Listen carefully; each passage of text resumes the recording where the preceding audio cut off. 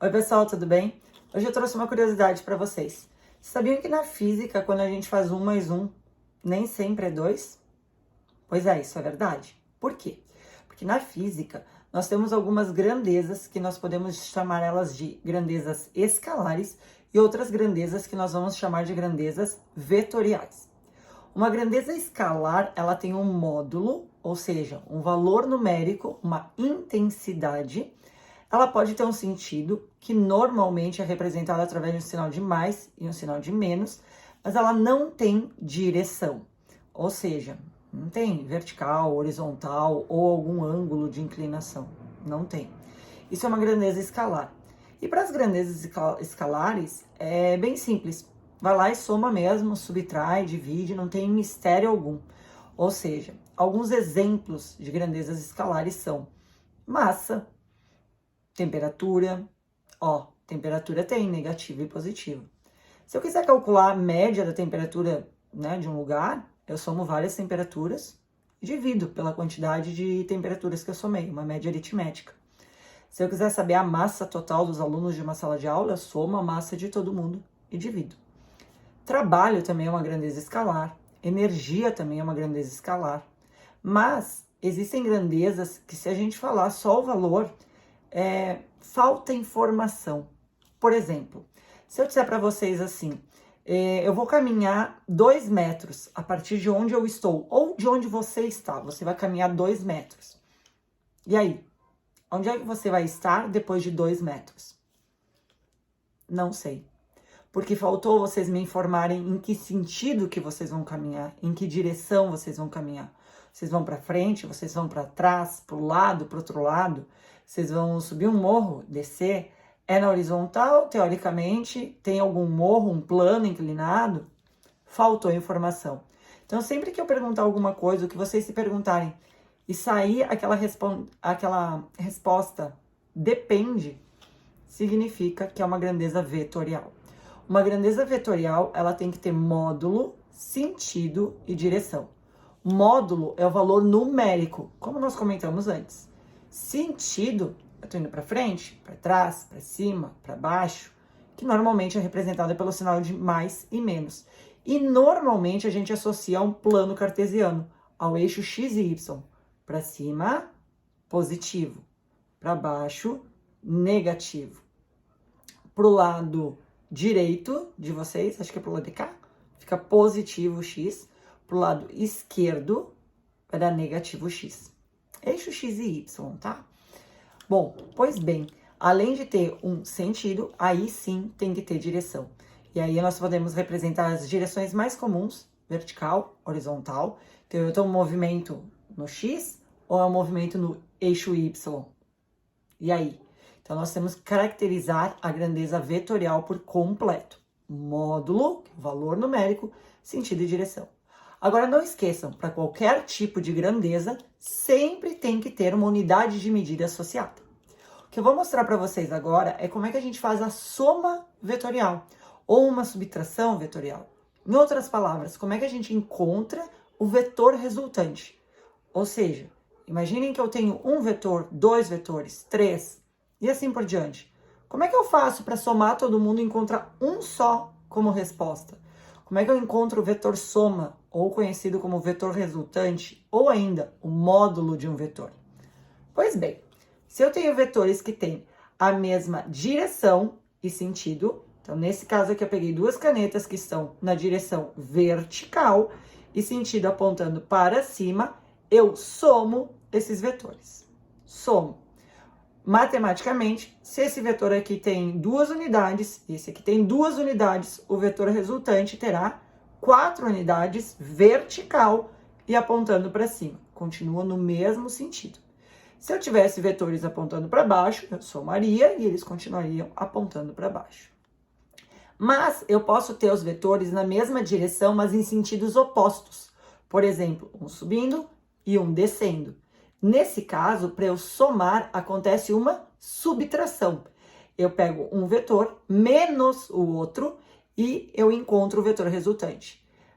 Se eles tiverem o mesmo valor, isso aqui dá zero. Eu não tenho nenhum vetor resultante.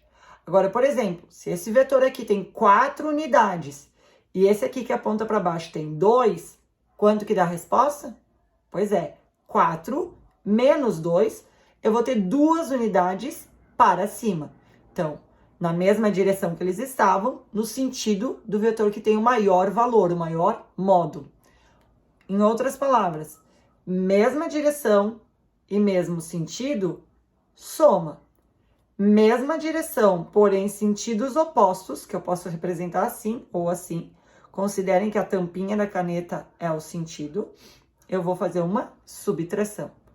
Lembrando, grandezas vetoriais, elas podem ser representadas através de vetores. E o que é um vetor? Nada mais é do que uma seta orientada.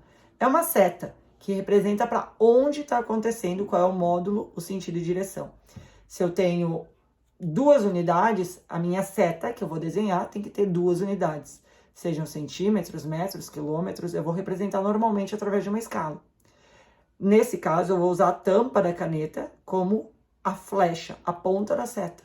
Então, nesse caso, está apontando para lá ou para cá. Então, eu uso sempre vetores, setas orientadas para representar uma grandeza vetorial. Então, tá. Mesma direção e mesmo sentido, eu somo. Mesma direção e sentidos opostos, assim, pode ser na mesma inclinação também, eu subtraio. Tá, mas e se eu tiver os vetores em direção e sentido diferente, formando um ângulo de 90 graus entre si? Pois bem, para eu somar esses vetores, se eu tiver eles assim, os dois na mesma origem, eu vou usar a regra chamada de paralelogramo, ou eu posso botar um no final do outro, e eu digo que o vetor soma é do início de um até o final do outro. De qualquer forma, vocês vão observar que o vetor soma deles é esse vetor vermelho. Tanto nessa configuração, quanto nessa configuração. Eu vou mostrar no quadro para vocês. Então, olha só. Imaginem que vocês têm um vetor que está apontando para cima, vetor setinha, de 2 newtons. Newton é uma unidade de força, e força é uma grandeza vetorial. Eu tenho um outro vetor na horizontal de 3 newtons. Meçam lá bem bonitinho e, se possível, desenhem isso em cima de um plano XY, que vai facilitar o entendimento de vocês. Tá? XY. Bom, como é que eu somo então esses vetores? Como é que eu acho o vetor resultante? Eu venho aqui, eu completo o paralelogramo e eu traço a diagonal. Então, esse vetor do início da origem até a extremidade é o vetor resultante, a força resultante, o módulo da força. Bom, quanto vale? Se eu tirar esse retângulo que formou daqui de dentro dessa figura, eu tenho um triângulo retângulo, ó, onde vocês devem perceber a seguinte situação. Esse lado aqui vale 3 newtons, esse aqui vale 2, que é a altura, o mesmo valor que eu tenho aqui, eu tenho desse lado, e a hipotenusa é justamente o que eu quero calcular. Então, teorema de Pitágoras. A força resultante ao quadrado é igual a 3 ao quadrado mais 2 ao quadrado. Então, a força resultante vai ser 9 mais 4 ao quadrado, raiz desse lado, raiz desse. Desse lado, a raiz simplifica, e a força resultante vai ser raiz de 13. Posso calcular e deixar em decimal, senão eu já encontrei. Isso aqui é o valor do meu vetor resultante. Então, ao invés de ter esses dois vetores, eu passo a ter esse vermelho, e aí eu encontrei o valor. Se eu quiser encontrar qual é a direção e o sentido, esse aqui é só um módulo, eu preciso calcular esse ângulo de inclinação aqui. Esse ângulo de inclinação nós encontramos através das funções trigonométricas. Eu vou colocar aqui para vocês também. Então, nesse caso aqui, como eu tenho os 3 valores, eu já encontrei a hipotenusa, eu posso usar qualquer uma das funções, seno, cosseno ou tangente. Eu vou preferir usar a tangente e trabalhar com os valores que eu já tinha, que são os catetos. Então, a tangente do ângulo é o cateto oposto sobre o cateto adjacente. O cateto oposto ao ângulo é 2. o cateto adjacente é 3. E aí nós vamos ter, então, que o ângulo é o arco tangente da divisão 2/3. Precisamos de uma calculadora para encontrar esse resultado. Calculadora na mão. Vamos lá, então. No meu caso, segunda função, tangente, abre parênteses, 2 dividido por 3, fecha parênteses. Nós vamos descobrir que esse ângulo de inclinação é 33,69 graus. Então, o ângulo de inclinação com o semi-eixo positivo do eixo X. Então, eixo X, semi-eixo positivo, para cá é mais. Esse ângulo que começa no semi-eixo positivo é 33,69. Agora sim, eu caracterizei o vetor como um todo. Eu encontrei o módulo, sentido e direção, tá? Então, sempre que nós tivermos vetores que estão formando 90 graus, nós vamos aplicar o teorema de Pitágoras. Antes disso, sempre eu vou somar o que está na mesma direção e sentido, subtrair o que está em sentidos opostos, mas na mesma direção. Quando eu chegar em 90 graus, eu aplico o teorema de Pitágoras. Mas nós temos uma outra situação ainda. Vamos para o terceiro caso, então. Eu botei aqui um XY e eu vou desenhar vetores aleatórios. Então, imaginem que vocês têm a seguinte situação. Eu vou desenhar um vetor para cá. Eu vou dizer que esse vetor tem 2 unidades. Eu vou desenhar um vetor para baixo. E vou dizer que esse vetor aqui tem 4 unidades. Eu estou botando em Newton. Precisa ser em Newton? Não. Vamos botar metro. Unidade de deslocamento. Deslocamento também é uma grandeza vetorial. Tá? E aí eu vou botar um outro vetor aqui, ó. Inclinado 30 graus. De 2 metros também. Pois bem, nesse caso, a gente não pode aplicar o teorema de Pitágoras aqui, antes. Por quê? Porque primeiro eu tenho que calcular, decompor esse vetor aqui. Não tem como eu somar esses dois, porque a soma deles não garante que eles vão ter a mesma inclinação que esse daqui. Então, primeiro eu vou decompor aquele vetor. O que é decompor? É projetar o vetor em cima dos eixos.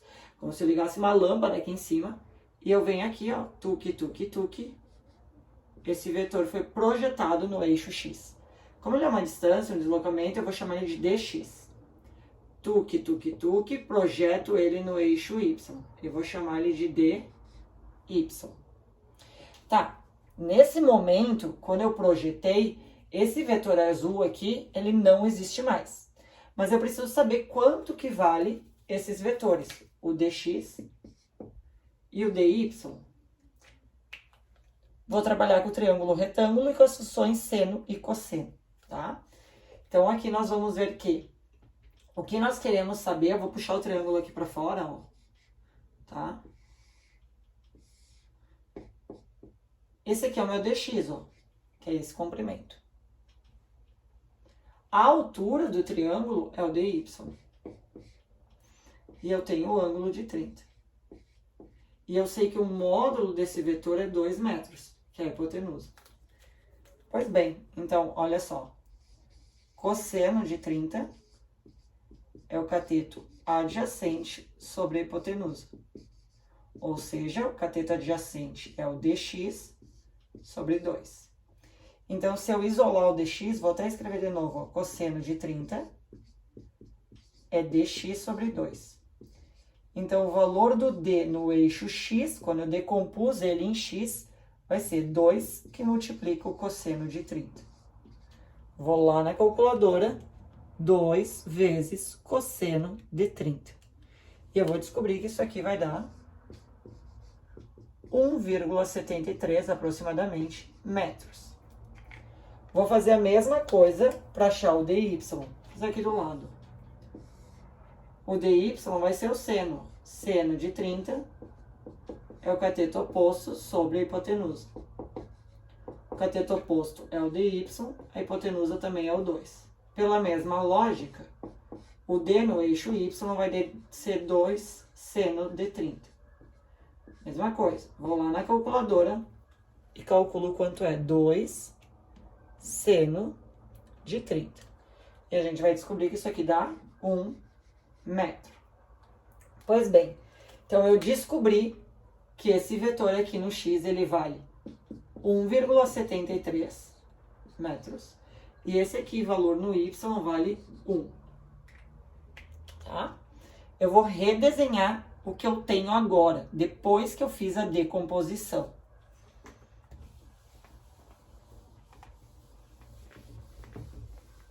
Então, nesse momento, o que nós temos é eixo y, eixo x. O meu desenho não está em escala, tá, pessoal? Então, aqui, ó, para cá eu tenho 1,73. Para cima eu tenho 1 metro, né? Pro lado de cá eu tenho 2 metros. E para baixo eu tenho 4. Agora fica fácil. Eu vou juntar os que estão na mesma direção. Então, eu vou juntar y com y, x com x. Prevalece o sentido do vetor que tem maior valor. Então, nós vamos vir aqui, 2 menos 1,73. Então, 2 menos 1,73 vai me dar 0,27 para o lado de cá. É uma subtração, certo? Metros. 1 e 4. 4 menos 1, 3. Então, meu vetor aqui embaixo deu 3. Agora sim, eles formam um ângulo de 90 graus. E eu vou aplicar o teorema de Pitágoras e encontrar quanto é o vetor resultante. Então, daqueles 3 vetores que eu tinha antes, o 2, o 4 e o 2, o meu vetor resultante é esse vermelhinho aqui. Então, eu vou botar aqui, eu vou chamar ele de D resultante. Então, o D resultante, que é a hipotenusa, ao quadrado, é igual a 0,27 ao quadrado, mais 3 ao quadrado. 0,27 ao quadrado é 0,0729. 0,0729. 3 ao quadrado é 9. dr ao quadrado. Então, a gente sabe que isso aqui vai ser raiz de 9,0729. Né? Aplica o raiz dos dois lados e extrai a raiz do lado que tem o valor numérico. Isso vai dar aproximadamente 3,01 metros. Encontrei o vetor resultante. E aí, ficou mais fácil de entender? Bom, lembrem sempre que o nosso problema não são as grandezas escalares, e sim as grandezas vetoriais, que tem módulo, sentido e direção, e que a gente tem que cuidar na hora de fazer a soma. Nesse caso, sempre que eu tiver vetores na mesma direção e mesmo sentido, soma, mesma direção, sentidos opostos, subtrai, 90 graus Pitágoras, mas sempre que eu tiver um vetor que tem uma certa inclinação, primeiro eu vou decompor ele. Eu faço a decomposição dele, a projeção dele em cima dos eixos, para depois aplicar as outras regrinhas. As grandezas vetoriais, elas sempre vão ter módulo, sentido e direção. E são a maioria das que a gente encontra por aí, né? Deslocamento, velocidade, aceleração, força, torque e assim por diante. Espero ter ajudado vocês com mais essa, então. Até o próximo vídeo.